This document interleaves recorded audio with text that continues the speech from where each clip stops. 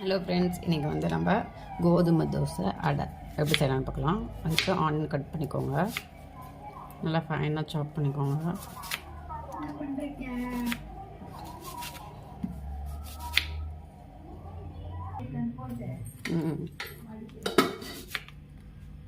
நல்லா ஃபைனாக குட்டி குட்டியாக சாப் பண்ணிக்கோங்க.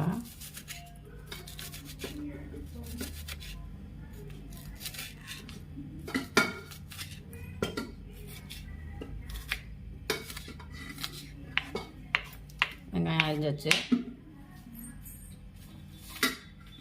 அடுத்து நம்ம வந்து வரமிளகா தான் யூஸ் பண்ண போகிறோம். ஒரு வரமிளகா யூஸ் பண்ணிக்கோங்க. கருவேப்பிலை யூஸ் பண்ணணும். கருவேப்பிலை வந்து என் பையன் வந்து சாப்பிட மாட்டான் அப்படிங்கிறதுனால, இப்போ குழந்த 1 இயர் தான் ஆகுது, அதனால் இதை மட்டும் தான் போடுறேன்.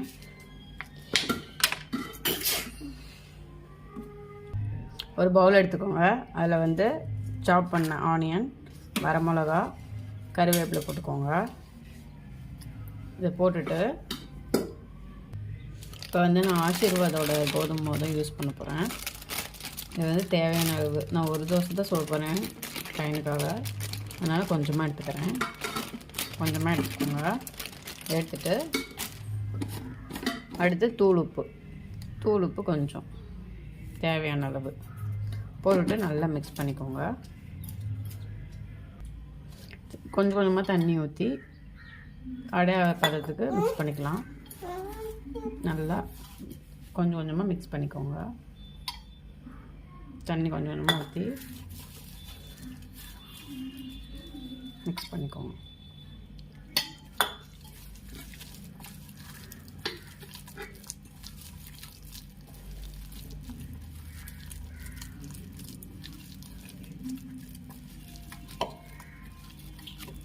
நல்லா மிக்ஸ் பண்ணியாச்சு. இந்த மாவு வேணுன்னா யூஸ் பண்ணிக்கோங்க.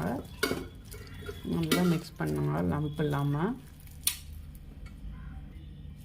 நல்லா மிக்ஸ் பண்ணிக்கோங்க. உப்பு செக் பண்ணிக்கோங்க. இப்போ நம்ம மிக்ஸ் பண்ணியாச்சு. அடுத்து நம்ம தோசைகளில் அடை போட வேண்டியதான். உப்பு கரெக்டாக இருக்கான்னு பார்த்துக்கோங்க. நமக்கு உப்பு கரெக்டாக இருக்குது, நான் செக் பண்ணிட்டேன். அடுத்து நம்ம தோசைக்கல்ல போட்டுக்கலாம். இப்போ வந்து அடுப்பத்தை வச்சுக்கோங்க.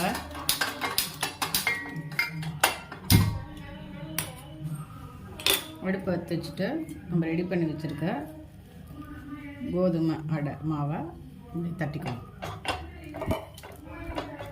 கையிலே தட்டிக்கோங்க, அப்படியே சன்னமாக.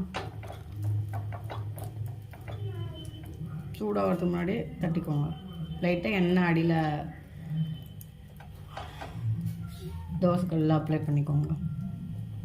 ஒவ்வொரு தோசைக்கல்லை வந்து நல்லா வரும், ஒவ்வொரு தோசைக்கல்லை வராது. இப்படி தட்டினீங்கன்னா எங்களுக்கு வந்து நல்லாவே எப்பயுமே இருக்கனால நல்லா வரும்.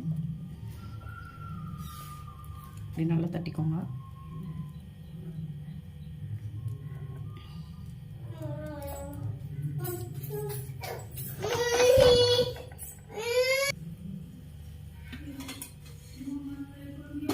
நல்லா கல் சூடானதும் வேக ஆரம்பித்ததும் எண்ணெய் தாராளமாக அப்ளை பண்ணிக்கோங்க.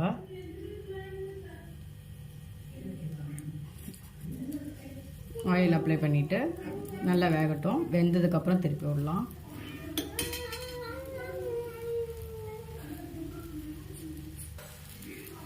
இப்போ நல்லா வெந்துருச்சு. முட்டை பண்ணிக்கலாம். நல்லா ப்ரௌன் கலரில் வர வரைக்கும் நல்லா வேக விடுங்க. இது இன்னும் வேகலை. மறுபடியும் வேந்ததுக்கப்புறம் திருப்பி போட்டுக்கலாம். மறுபடியும் லைட்டாக ஆயில் அப்ளை பண்ணிக்கலாம்.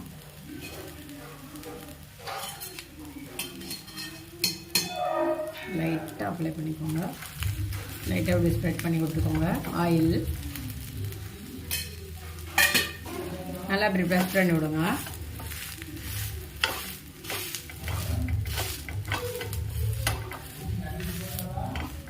எடுத்து மறுபடியும் வந்து நல்லா வேகும்.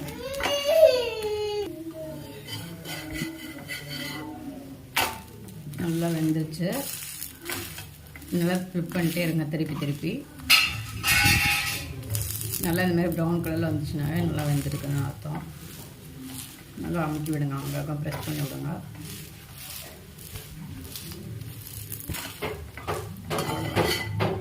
சூடான சுவையான கோதுமை அடை ரெடி. வாங்க சாப்பிடலாம்.